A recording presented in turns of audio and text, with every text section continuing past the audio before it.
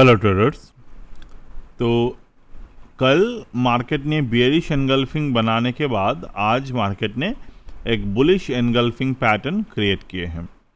तो कल की वीडियो में मैंने आपके साथ ये शेयर किए थे कि निफ्टी जो है वो sell on rise pattern create कर सकते हैं। तो निफ्टी कहीं ना कहीं जाकर वही पैटर्न यहाँ पर क्रिएट किए हैं। तो यहाँ पर क्वेश्चन अभी आएगा, हमें सेल ऑन राइज का कैसे पता चलते हैं अभी और कैसे हम लोग मार्केट में इसको यूटिलाइज कर सकते हैं। तो अगर हम यहाँ पर फिबोनाची को ड्रॉ करें तो फिबोनाची सेटअप हमें ये दिखा रहा है कि 24,328 के लेवल के ऊपर मार्केट ने हाई वॉल्यूम के साथ यहाँ पर क्लोज दिए हैं, जो मार्केट में ये दिखाते हैं कि मार्केट ने रिकवरी अटेम्प्ट दिए हैं यहाँ पर instead of the bearish sell on rise pattern. तो क्या हमें यहाँ पर बाइंग करना चाहिए? तो आज के क्लोजिंग के अकॉर्डिंग अगर हम लोग देखें तो कहीं ना कहीं आंसर आते हैं हमारा हाँ। यहाँ पर एक शॉर्ट टर्म बाइंग मार्केट में आ सकते हैं, जिसके इमीडिएट टारगेट मार्केट में 24,500 यहाँ पर बन सकते हैं।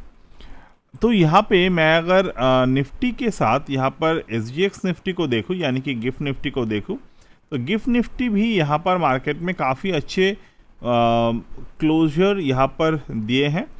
बट गिफ्ट निफ्टी में भी यहाँ पर अगर हम लोग देखें तो गिफ्ट निफ्टी ने प्रीवियस डे का जो रेंज हाई है उनको क्लियर नहीं किए हैं, जो हमारे निफ्टी के स्पॉट प्राइस ने किए हैं।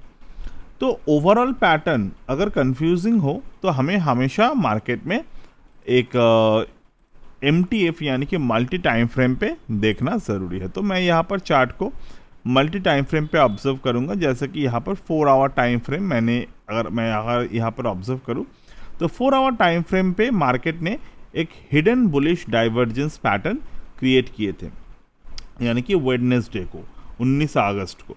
तो 19 अगस्त हिडन बुलिश डाइवर्जेंस पैटर्न को जब मार्केट ने क्रिएट किया था, तो अगर मैं रिप्ले मोड को ऑन करता हूँ और देखेंगे कि ये जो हिडन बुलिश डाइवर्जेंस है ये तो दिखा रहे हैं बॉटम पे, बट एक्चुअली में किस दिन में मार्केट ने यहाँ पर हिडन बुलिश डाइवर्जेंस को फॉर्म किया था। ठीक है, तो यहाँ पर आप देखेंगे यहाँ पर फॉर्म किया था, बट ये कंफर्म होने में टाइम लगता है। तो 19 अगस्त के बाद 20 अगस्त 1 बजे यहाँ पर भी कंफर्म नहीं है।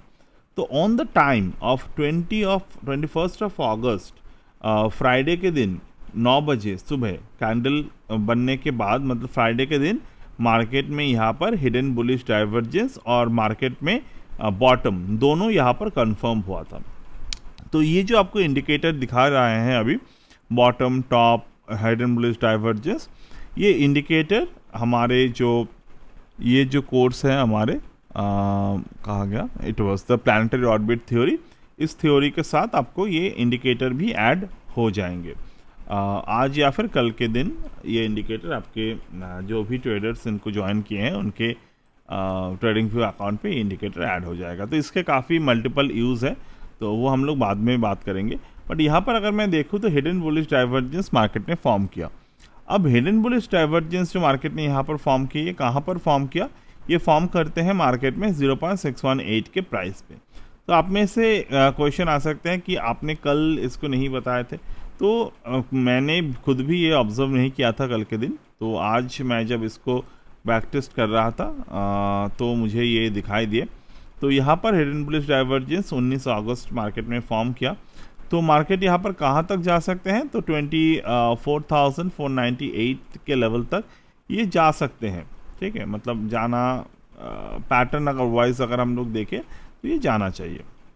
और दूसरा, अगर मैं ये प्रीवियस टॉप से लेकर ये वाला टॉप को कनेक्ट कर देता हूँ, ये दोनों टॉप को अगर मैं कनेक्ट कर देता हूँ, तो यहाँ पर मुझे एक पैटर्न दिखाई दे रहे हैं। This pattern is called the triangle pattern. और ये जो ट्रायंगल पैटर्न है ये प्रीवियसली बना हुआ रेंज है यहाँ पे।